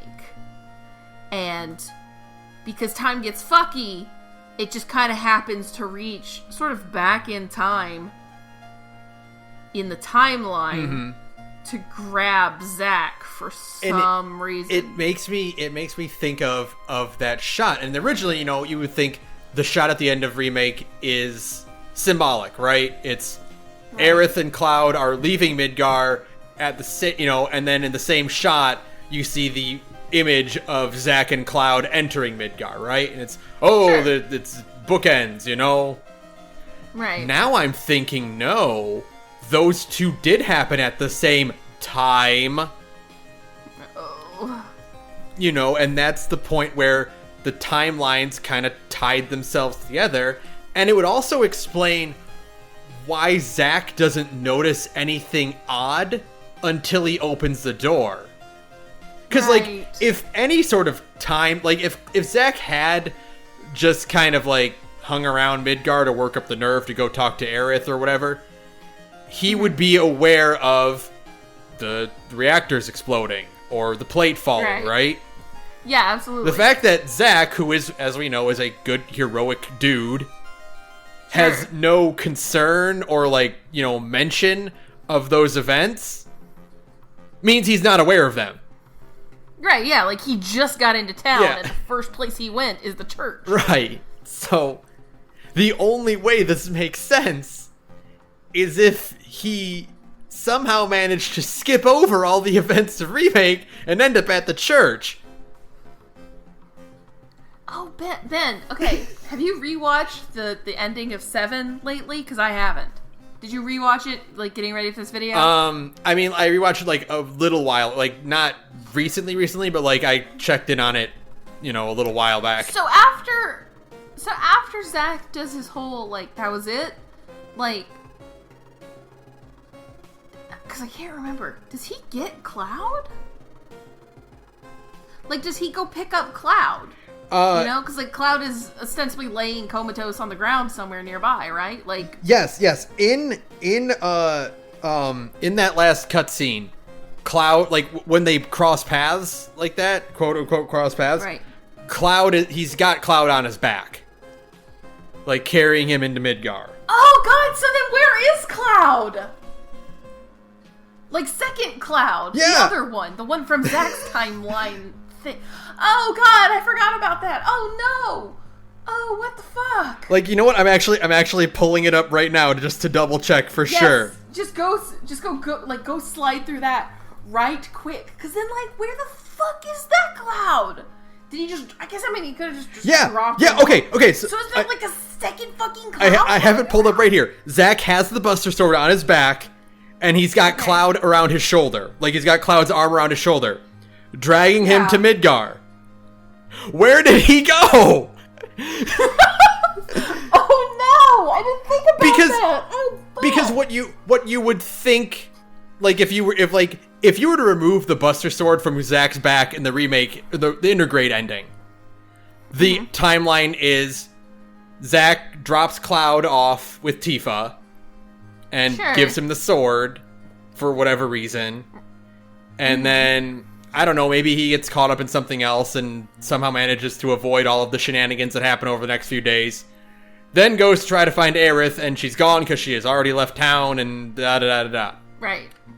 But he's got the sword. But he's got the sword, and also, the other problem with this is there's more. Is that we know for sure Aerith knows when people who are important to her have died. Right, we know this. We know this for sure. It's why she clings to Cloud, especially in Remake, because he reminds her of Zack, who she would think is dead. Who she thinks is dead at this point, yeah. Like, she 100% thinks Zack is dead. If Zack were just messing around Midgar, Aerith would know. Yeah. And she would ask, hey, where'd you get that sword? 'Cause it belongs to my boyfriend. What the fuck? What does it mean? I'm fucking losing my mind. What does it mean? This is... I need you to tell me. Tell me what it means, Ben. This is what Tetsuya Nomura does, is he presents you a thing that seems fairly straightforward if you just give it like a quick, like a first glance watch of the thing, and it's like, you know, because he's a magician. He's distracting you. You know, exactly. It's he's doing a bear suit trick. It's oh shit, Zack's in Midgar now, right? You know, like the thing we showed at the end, where like they're walking to Midgar. Zack's in Midgar and he bursts into the church and it's full of Sector 7 refugees. Or is it? And then you go, wait a minute, when did this happen? When does this happen? See, now I'm gonna go and watch like the Zack part of the Intergrade ending like 1,000 times to see if I can find any other small suggestions of what this is. But that's, see, the crazy thing. Okay, so what I went and checked it again because I saw someone posit like, are those Sector 7 refugees? And I was, in my brain, I was like, yeah, they're kind of sitting there and some of them are hurt and they're sad and whatever. They're in shock, they're panicking. But then I'm like, wait. And then I rewatch it. No one in the church has an injury. So then So are they mourning because Aerith is gone? Like, is she dead? No. Is this after her death? No. And he just got here too late. Like, I'm literally watching it right now. I'm like letting it run while we talk. I know, because you just like...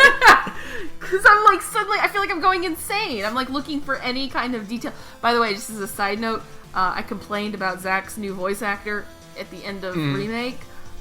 He sounds pretty good. He's fine. He's good. He's fine. Yeah. So I feel like he probably got like they heard that feedback and they're like, you need to sound more like Crisis Core Zach. Sorry. And so now it's like, oh, okay, so we're good. You go mad. You go mad trying to figure this, because the thing that Nomura does with all of these stuff, especially in Kingdom Hearts, is that you cannot find out the answer. There's not enough information in these to give you an answer. I don't think they're mourners. They can't. No, hold on. I don't think they are. I personally don't think they are either. I think this is Zack. This is the same Zack we saw in the ending of Remake, who got pulled into an alternate timeline and forward in time. I think because the thing about them being mourners is that no one really knows if Earth is dead. Like, you know, it kind of happens really abruptly. Like, you know, there's no way word can reach Midgar when it happens, until like the game is over, basically.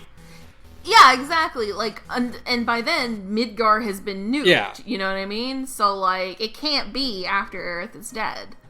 Unless going forward they change it or something, which, I mean, is totally possible. But it just seems like, I don't know, man. You can't, and, I just keep thinking about, like, so many other things, like, why isn't the rocket in the church? It's still... Yeah, like, why isn't the rocket in the church? It's still gone. It's still pretty important that the rocket is in the church. Right. I'm just, we don't... There's not enough information in the game or in these epilogues to give us an answer, is the thing that sucks the most. And I hate it. I need more. I hate this waiting shit for part 2, because I feel like maybe I'll get some kind of clarity with part 2, but like, that's at least 2023 thanks to COVID, especially, like, we're not getting this shit until then, so that's a long wait between now and then, my man. Like, oh no. We had so many questions about Zack's appearance in the first place. Oh, I know. And now this is like, don't worry, he made it to Midgar. And then Nomura smiles, because he's very quiet, but very powerful. The most dangerous man in video games is the one who can actively make you insane. Like... And he doesn't... I'm like looking... They don't present it as if this is some kind of, like, mysterious, like, weird question. Like, this isn't like the fucking guy at the end of RE8's, like, epilogue scene, right? Mm-hmm. Where it's like, ooh, what is this mystery? Who's that? This is just like, oh yeah, no, Zack's going to the church to find Aerith, and she's not there, because she already left Midgar, right? Right. And then you go, yeah, right. And then, he just kind of stands there, and then he smiles at you, and you go, right? Right? Right? Please? Right? Yeah, right? I don't know. No, I don't know. I'm like literally watching this cutscene over and over again now, just looking for some kind of... It took me like a week, and then I saw like a GIF set of like that's, of the hilarious scene of Zack like trying to find the right way to walk in. Yeah, after being gone for so long and be like, "Hey, I'm back." And it's like, it's really good. Sorry, I'm late. Like, no. And I'm like, wait a minute, what's that on his back? How can he have the... How? And then, I'd like spiraled into an abyss. Yeah, now you're going insane, of course. And now you're going to make me insane, too. Of course I am. Well, I had to drag someone with me. Yeah, I know. Well, that's what friendship is, isn't it? It's just like poisoning each other over and over again until someone dies. I don't think these are mourners. I don't know. Because especially with like the way they're sitting, like... They're just kind of like, any scattered, available spot on the ground, right? Right, yeah, it's not like they're like, you know, it's not like they're at like a procession or anything. Mm-hmm. I would sooner believe they were mourners if any of them were NPCs from Sector 5. Yeah. You know what I mean? But I don't think any of them, I'm like looking at them all like again, and I don't think any of these are like like the orphanage lady, the black girl who's in like runs the orphanage. Like you know, they would show someone like that, but these are all pretty nameless NPCs. Yeah. So I mean, like, to me it looks like they're hurt. It does, but like I just think it's weird. Like none of them are like you know, bandaged or like seriously wounded. You know. Well, I mean, they could just be shell shocked because like you know. I mean, the sky literally just fell. Or so like the other thing that I thought of is it's neither. And it's something else that happens in Midgar.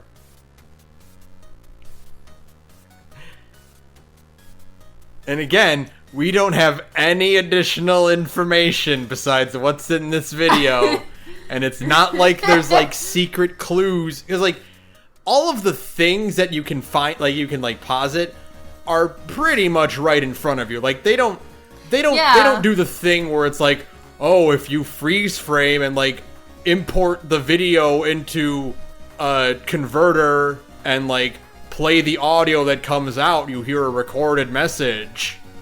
Right. It's not that. Like all I can think they made a very big deal of Stamp's picture flying in front of the camera. Right, like implying that something has dramatically changed in the time. All I can think. Hold on, I'm literally pulling up reference images right now because you've done it. You've made me into a crazy person. Hold on. I'm just trying to get like one good shot of his back with the sword on it. Hold on. Okay. So oh no, go back. This is not good radio, and I'm sorry. No, it's fine. It's fine. It's fine. We're hours deep into this podcast. You're subscribed to this for a reason. So I'm gonna send you something in Discord real fast. So this is the sword on Zach's back, right? Yes. And this is the model of Cloud's Buster Sword in the remake.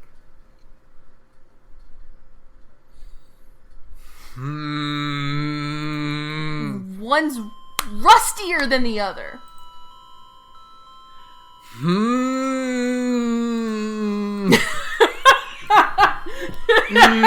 Like maybe it was left outside for a really long time.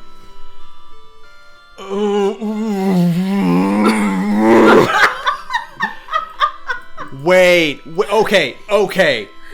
I gotta, because the second shot admittedly is a different shade, like a different lighting.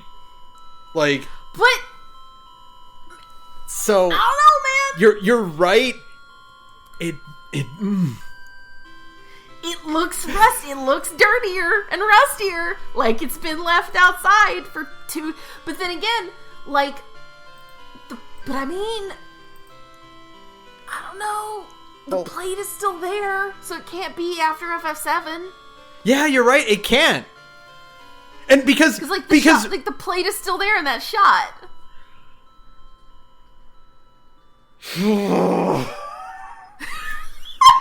But because the other thing is, if this is after FF7, why would people be in a state of despair inside Aerith's church? I don't know.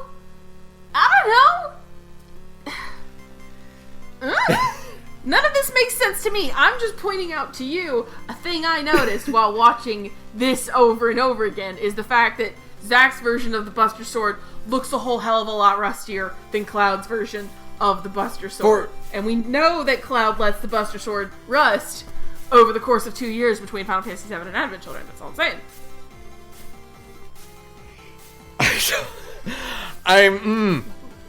But I don't know how that would work either. Okay, you know what? Actually, I am what? So here's another thing that might make you go insane. Hold on, I gotta cross check this as well. In cutscenes I'm watching the ending of Intergrade 2. Everyone's weapon has materia set in place. Yes, everybody's materia is in all the cutscenes because the cutscenes are rendered in. But Zack doesn't. He doesn't have any materia. I know. We're gathering all of this evidence, and we're just like, we have nothing to tie it together. I have no idea what it means. This feels like day one of an Ace Attorney game, where you're just picking things up. You're just like trying. You're just holding on to it. Like this will make sense later. This will make sense in 20 hours. This is like, you see here's the photo, like Gumshoe's like, here's a photo of the crime scene, and you're doing the magnifying glass on it, and you're like, huh, it looks like this guy's wearing a ring pretty prominently in the shot. I bet that'll be important later, and it doesn't show up until like day 2. Yeah, exactly. The very end of the case, and that's how you prove who the killer is. Like, oh god. Yeah, I have no idea what it means. I have no idea what it means. I'm just like, I know it means something. I'm pretty sure it means something. I don't know what. I'm checking right now to see in the Zack. Okay, so in the oh my god. Okay. You might be onto something with the sword being kind of rusty. Yes. Because I'm looking at Zack's scene at the end of the remake, right? It's pretty pristine. Like it's solid. Right? It's solid black. Like the what is that called? The back part of it, the non-blade part, is the handguard. No, not the handguard. Like on the sword itself, like the part of it that's not sharp. Oh, like the flat of the blade. That's pretty sharply black. And I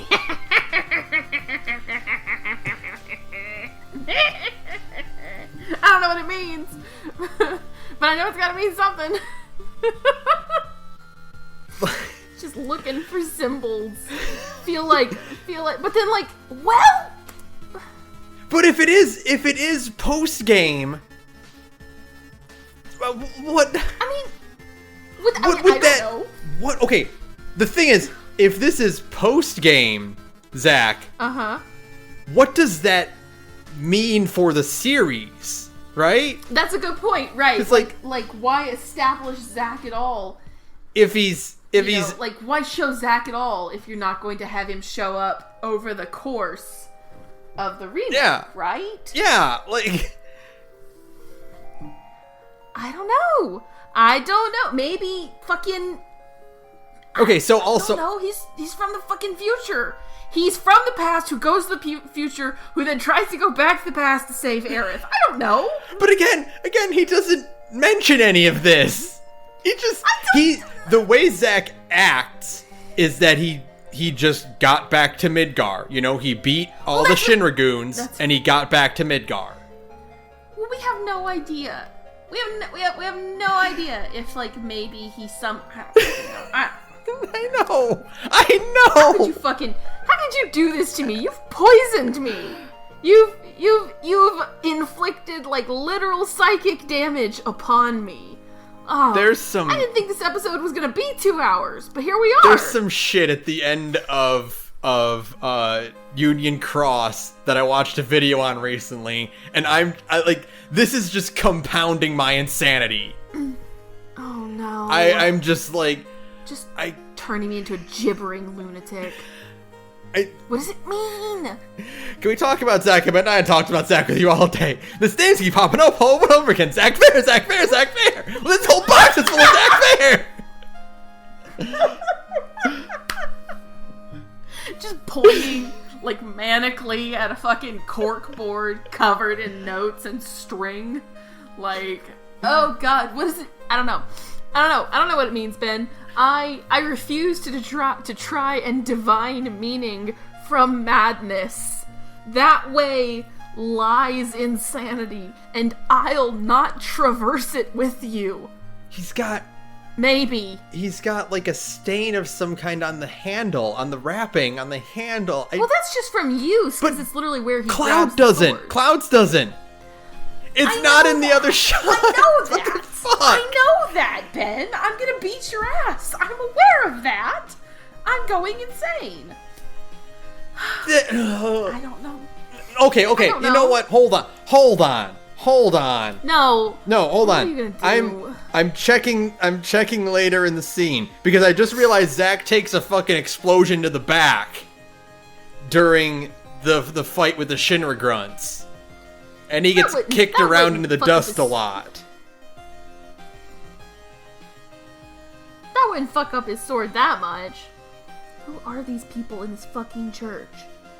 Tell me your secrets, game! Because it can't be more just because, like, Aerith's mom isn't there.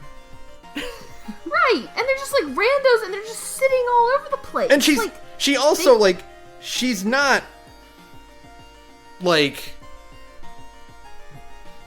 She isn't somebody that a bunch of people show up to, like, sit around. She's not, like, a goddess. Yeah, she's or not, something, like, you know what she's I mean? just, the girl that sells flowers. Like, she's not, like, friends with a lot of what the fuck? What? What now? I feel like, you know what? Okay, I'm watching the finale, the remake finale. So there's this term in the QAnon circles called baking, where you take any crumb from a Q drop and you try to Clouds make meaning out of nonsense. We're just baking at this point. The Buster Sword in the ending where it's Cloud and company walking toward Calm is rusted and slightly damaged. Okay. So I don't think that means anything yet. I think what you're showing me here is an in-game model and not a cutscene model. Okay, that's acceptable. So we might not be completely insane yet. We are literally just peering into tea leaves right now. Which we are the oracles at Delphi, breathing in the smoke, trying to discern the future from nothing but the chemical reactions in our idiot brain. Okay, so now that I'm thinking about it, what would make more sense is that Zach's sword is really pristine because, Genesis told him to take care of it, right? Jill, fucking whatever. Who cares whatever the characters' names in fucking Advent Children are? Or in Crisis Core. Don't sully my man's Angeal. I'll come all the way up to Michigan. Angeal told him to take care of it, right? Like, it's a big deal, right? Okay. Thank you. Okay, so Angeal does it. And then he gets in a fight with the Shinra guards, and he gets shot up and blown up and stuff, and, damaged and everything. And they're walking over in the rain, right? Right. So it rains pretty heavily on the way from the plateau to Midgar. And when metal gets wet, it rusts. And that's an awful fast way to rust, but it's fine. If Zach, just dropped the sword off the Cloud wouldn't know to take care of it and polish it and clean it and stuff, so it probably just looks like crap now. Okay, so then why do they both have Buster Swords? I don't know, and that's why I'm losing my mind. I hate this game. I want to go home. I hate living like this. Any theory I can come up with the information we have now is ruined by the fact that Zach has a sword too. All I can think, literally, I'll put money. I'll gamble. I say he's from another dimension. Alternate time. I mean, that would make sense too, but then where's Cloud? Well, then maybe he fucking dropped Cloud off somewhere. I don't know. He's not gonna drag his comatose friend to, meet his fucking girlfriend. Zach probably would. Don't even front with me. Okay, that's actually true. Good point. Zach's two favorite people in the world are Cloud and Aerith. If he had a chance to introduce them, he would take it immediately. Even if Cloud was just drooling and traumatized and comatose. Not even at moment's hesitation. But also, you're right. If Zach were to take Cloud somewhere, in Midgar to, like, make sure he's taken care of, he would know that the plate has fall.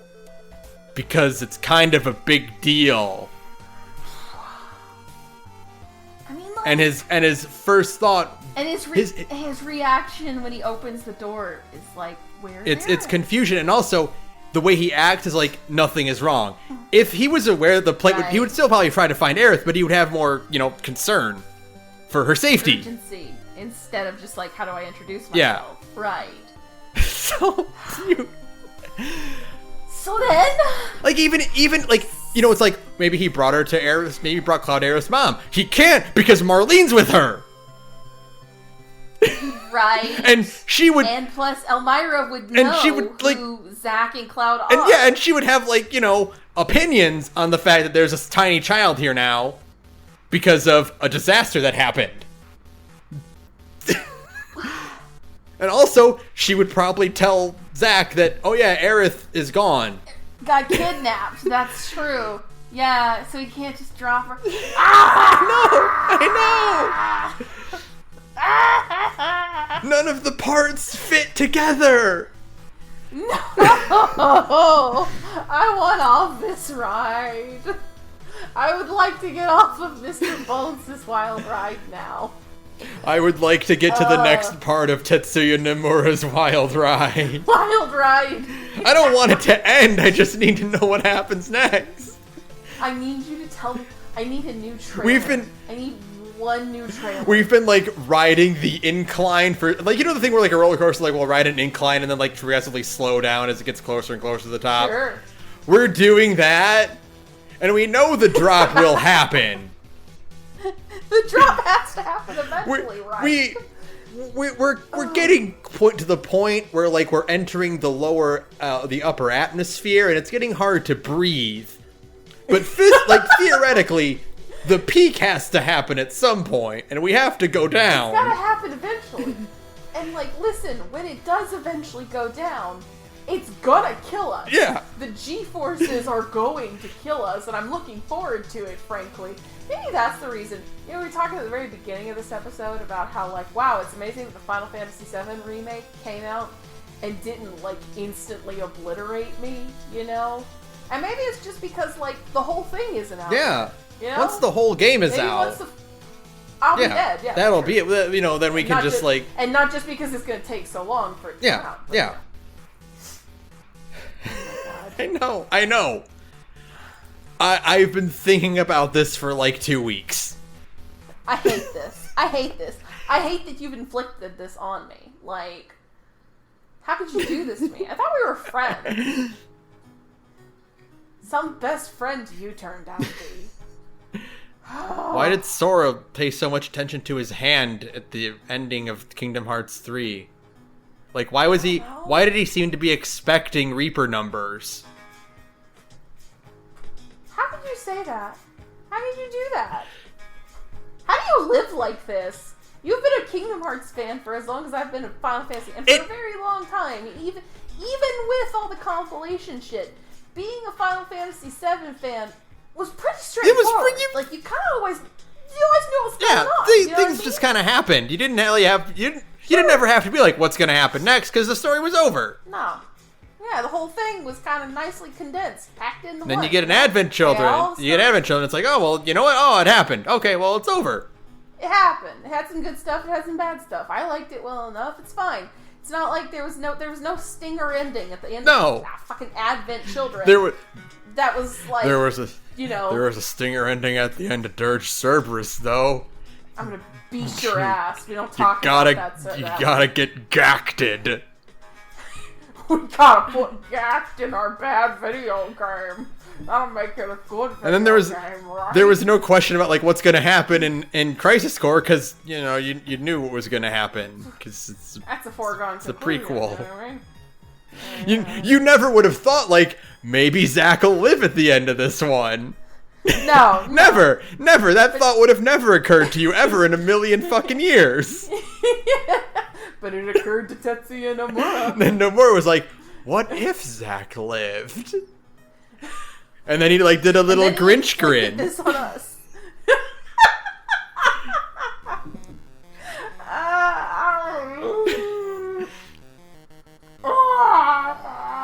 I think we did use for the title card for the first one. We did use Cloud like doing the Pepe Sylvia board, right? We did. So now you've got to do that with Yuffie, right? Yeah. So that'll be our title card for this one. Oh my god. Okay. It's been 2 hours. Ben, we gotta wrap it up. Otherwise, we'll just end up laying around here for 3.5 hours screaming. No, that's all. That's all I got because that's literally all we have to go off of. That's it. That's all they gave us. Just something pure insanity that we cannot comprehend until the time comes. We're just trying to grapple with. I know. Oh god. Get me off this ride. Right. Let's wrap this up. I am done. Thank you for listening to this. Thank you to Visit Your Future Background Music. You can follow me on Twitter at thegorgepodcast. You can follow Sara at radioinactivity. You can email us at thegorgepodcast@gmail.com.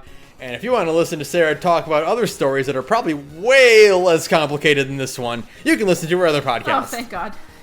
Hey, I'm in another podcast called Big Gay Nerds, where me and a bunch of cool queer friends get together when we play tabletop games. We're always trying out different systems. It's a lot of fun. Right now we're playing Masks, A New Generation. It's not nearly as complicated as fucking Final Fantasy VII Remake, but it's a story about young heroes trying to find their way in the world, and it's about kind of the complicated relationships that they find themselves entangled with, and I love it. It's easily one of my favorite games we've ever played. So please come check it out.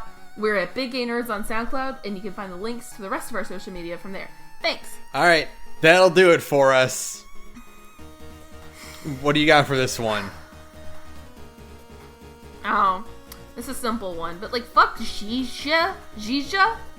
That whole sequence of trying to chase after him. Yeah, that part sucked. It sucked. It's stupid. It's so contrived. It was the most obviously padded. Mm-hmm. That this DLC is extremely obviously padded in a lot of places.